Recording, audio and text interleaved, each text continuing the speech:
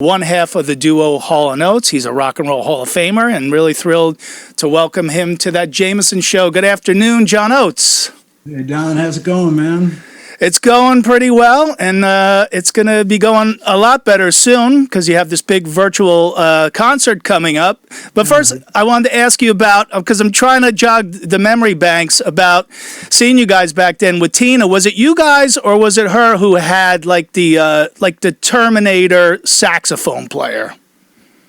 It wasn't us, that's for sure. We definitely have a sax player, and we still got the same guy. Charlie DeChante's been with us since 1974, still with us. And but he'd never dressed like a Terminator. He did wear a Dalmatian dog suit one time. I don't know. Were you celebrating anything spectacular that night, or?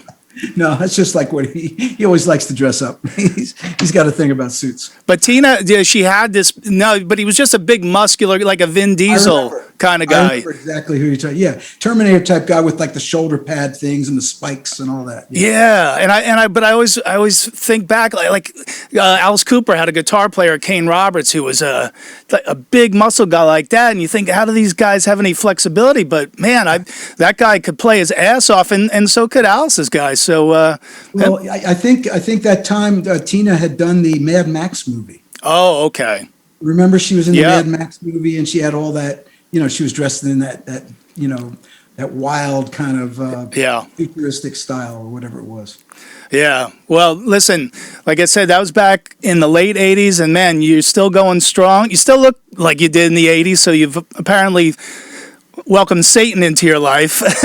You sold your... Well, I did make a deal. I made a deal with made a deal with somebody way back when. Yeah. It was called Good Italian Jeans on my mom's side, and my dad's 97. He's still going strong. Oh, God bless. I got lucky in the jean lottery department, so Yeah, and the music never ends, and it's incredible, man. After your amazing career, after all this time, man, you're still giving back. So I'd love for you to tell my viewers all about the Oates Songfest 7908 that we're going to see on March 20th, 8:00 p.m. Eastern Time on nugs.tv. Correct. You got it right, man. That's exactly when it is, this Saturday night. And the cool thing about it is that it's a free streaming show. There's no charge to watch this. Anyone can watch it. We will have a donation component to feedingamerica.org, and there'll be a QR code for your cell phone or a URL that you can go to. But 100% of the proceeds go to feedingamerica.org, and all the artists donated their time, and an amazing list of artists. I know you've got the poster up so you can see all these incredible people.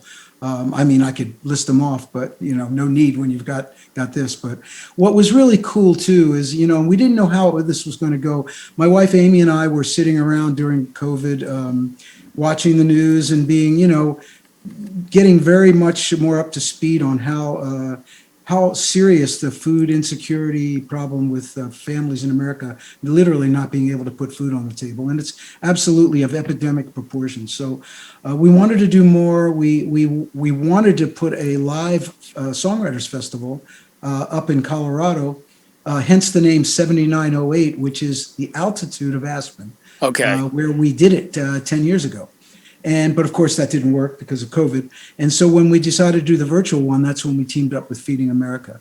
And what was really cool is none of the artists really phoned it in. They all gave some really unique performances, and some of them have never been seen before. And they just so great. And I just can't say how thankful and how much gratitude we have for these amazing artists who donated all their time and their talent. Yeah, John, it really is incredible. The rock community it's such a strong and giving community, man. All these artists giving back, and like you said, the array of artists. I mean, you have rock and roll, you have country, and everything in between.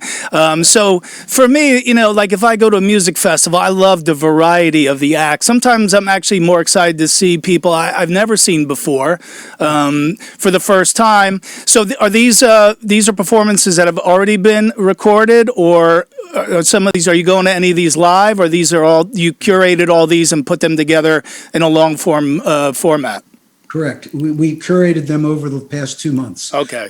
We started reaching out to people in late January, actually. Yes, and because we knew it would be too difficult to try to put a show of this scope, this size on live. And so we asked people to send their videos in, and we really try to make it as streamlined as possible. We said, hey, send us whatever you want. If it's an iPhone video on the couch, fine. If you want to go for it. A lot of people really went for it. They really produced them, the lighting and the whole bit. I mean, I don't want to pick anybody out in particular, but I have to say, Sheila E. did a version of Glamorous Life with her band that's going to blow your mind. It's fantastic. And Dave Grohl stands there with an acoustic guitar and tells the story of how he wrote Everlong and then plays it. It's fantastic. And, Daryl's doing one of his great solo songs, I'm in a Philly Mood, which was really cool because I thought, here's a chance for Daryl and I to both do some solo work, which we never get a chance to do when we're playing live because everyone always wants to hear the big hits, right? Yeah. So, which is great. But so it really gave people a chance to do some unique things. And when I now in retrospect, I look back on the list of artists and songs and I go, it kind of reflects my musical taste. Because as you said, I love variety. I mean, we've got some bluegrass, we've got Americana, we got blues, we've got pop, we got rock and roll, folk, you name it, we've got it. And I like all that stuff, man. I'm just, I love songs, and I can, the style is less important to me than the quality of the writing. Well, sure. And I talk to this with artists every week, John, about, this sometimes, or maybe sometimes the fading away of the art of songwriting. So you're right. It does. It always just comes down to the song. So this is aptly titled Songfest because, these, obviously yourself included, a lot of masters at songwriting. And I'm convinced Dave Grohl and Sammy Hagar, they don't sleep. They're just caught. I mean, they never stop, these guys. No, they're great. Sammy Hagar and the Circle, that's his band's current band. Yep. Did a great video of Eagles Fly, which I think was one of the first songs he wrote for Van Halen. And he dedicates it to Eddie. And they do a kick-ass version of that. So, and across the board, and then someone like Sarah Bareilles, who I am a huge fan of. And I think of her as, an amazing piano player and songwriter. She did a song on guitar, which I didn't even know she played guitar, which is really great. And so it goes, and there's some new artists, people like Quinn Sullivan, who I just got turned on to. There's this great production team out of Nashville called Lewis York. And they have a bunch of multi-platinum albums that they did with Miley Cyrus and people like that as producers. But this is a chance for them to do a song, and they're amazing. Jim James from My Morning Jacket. Okay. So creative. I've worked with him in the past, and and everyone really. I have a personal connection with pretty much everyone on the list in some way or shape or form. Yeah, I was going to ask you, John. When you and your wife set out and decide we're going to do this, does it just start with you opening your little black book? And let's pretend there's still little black books, but Right. but you open your iPhone. My virtual Rolodex. Yeah. Do you just go into your iPhone and just start texting and it goes from there? How do you even? It's a huge undertaking, John.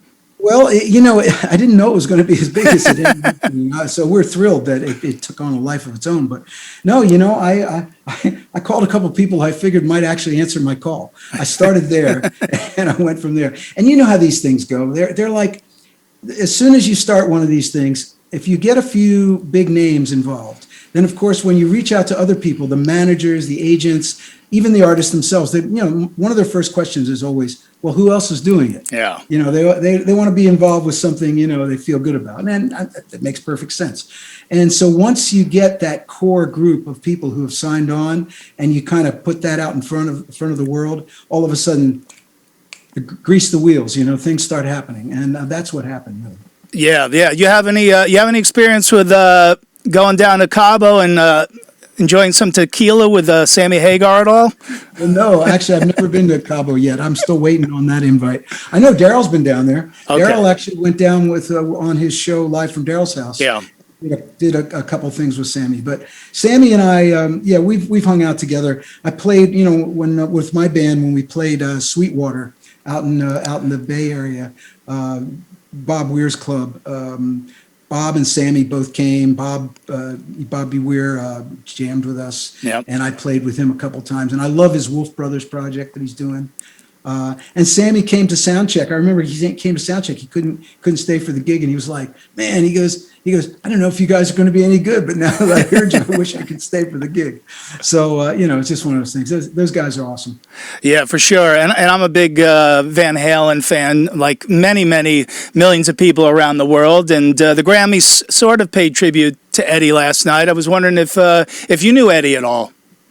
Well, I met him a few times. We actually, Van Halen and Hall & Oates were on tour at the exact same time in the 80s, but not always at the exact same time. But we shared a lot of production people.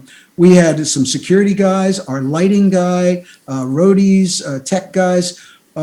All, they come off the Van Halen tour and they go on our tour, and then they go off our tour and go back on the Van Halen tour. So there was a lot of synergy between the bands. Yeah. And we hung out with those guys, and I've got some pictures of me and Eddie, in a parking lot wearing our jumpsuits and stuff like that.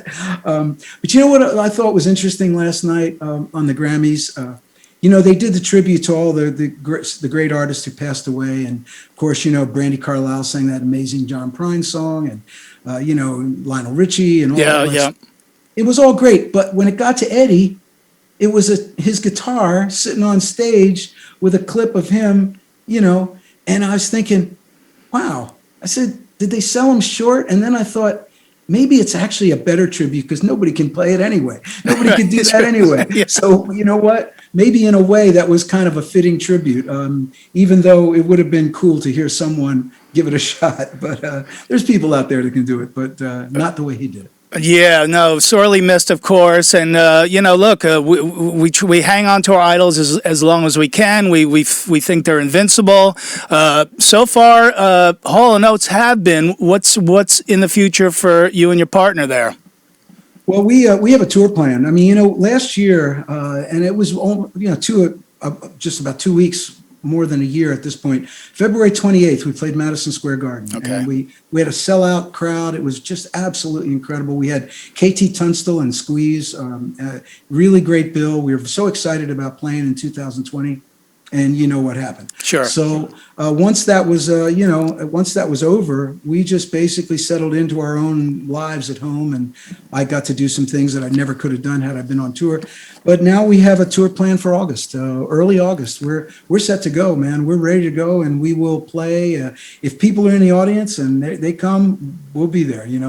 But who knows what's going to happen by August? But we got our fingers crossed, and the world's got their collective fingers crossed. Yeah, well, John, I think other than actual medicine that you can get from your doctor, to me, there's no better medicine than music.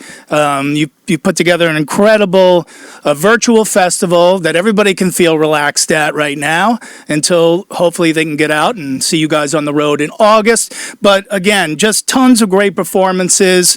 You and your wife doing God's work here.